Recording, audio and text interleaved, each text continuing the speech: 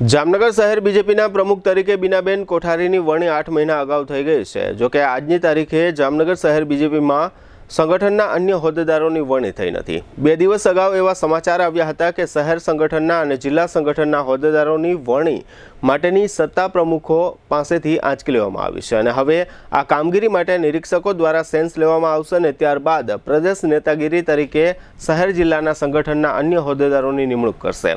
આગામી 7મી નવેમ્બરે શહેર ભાજપ કાર્યાલય ખાતે સંકલનની બેઠક યોજવામાં આવશે।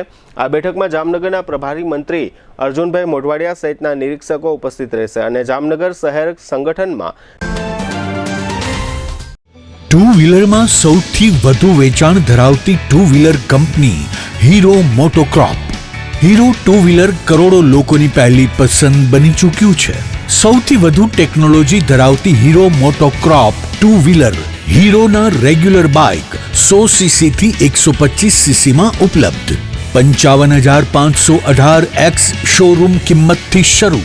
હીરોના પ્રીમિયમ બાઇક 160 સીસી થી 440 સીસી માં। પ્રીમિયમ બાઇક એક્સ શોરૂમ કિંમત 1,30,000 થી 2,49,000। હીરોના લોકપ્રિય સ્કૂટરો 110 સીસી થી 125 સીસી માં।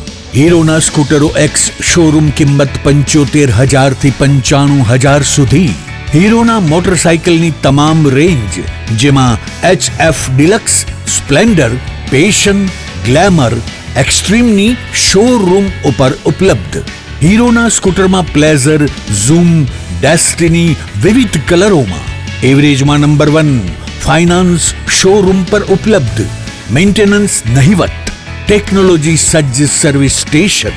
હીરોના બાઇક અને સ્કૂટરની ખરીદી ઉપર શોરૂમ દ્વારા સરપ્રાઇઝ ગિફ્ટ તો ખરી જ।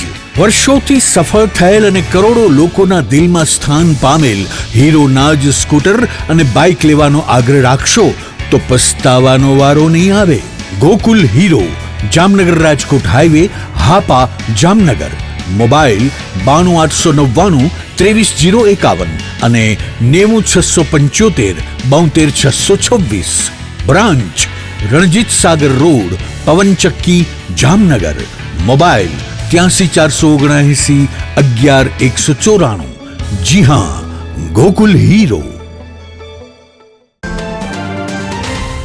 જે નેતાઓ પદ ઈચ્છી રહ્યા હોય તે તમામ દાવેદારોને સાંભળશે। સંકલનની આ બેઠકમાં સાંસદ, રાજ્યમંત્રી, ધારાસભ્યો, મેયર સહિતના પદાધિકારીઓ, શહેર બીજેપી પ્રમુખ અને પૂર્વ મંત્રીઓ વગેરેને આમંત્રિત કરવામાં આવ્યા છે। એમ માનવામાં આવે છે કે આગામી સમયમાં કોર્પોરેશનની ચૂંટણી આવી રહી હોય શહેર સંગઠનમાં જુદા જુદા હોદ્દાઓ મેળવવા માટે આ વખતે બીજેપીમાંથી ઉમેદવારોનો રાફડો ફાટશે, જેને પરિણામે 7મી નવેમ્બરે યોજાનારી આ સંકલનની બેઠક અંગે અત્યારથી ઉત્તેજનાપૂર્ણ ચર્ચાઓ શરૂ થઈ ગઈ છે। આ બેઠક બાદ જામનગરના કયા નેતાને સંગઠનમાં પદરૂપી લોટરી લાગશે એ આગામી દિવસોમાં સ્પષ્ટ થઈ જશે।